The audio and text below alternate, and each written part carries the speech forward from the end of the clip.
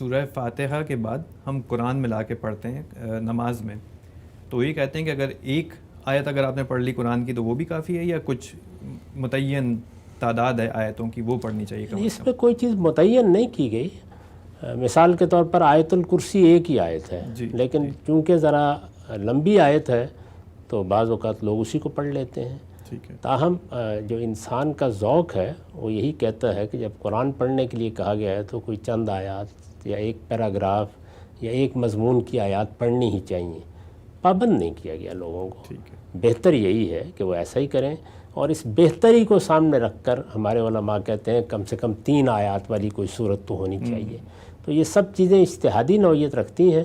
بنیادی بات وہی ہے کہ قرآن کا کچھ حصہ ملانا چاہیے. یہ اصل میں اس کا علامتی اظہار ہے کہ سورہ فاتحہ میں جس سیدھی راہ کی درخواست کی گئی تھی، اللہ نے اس کے جواب میں قرآن نازل کیا.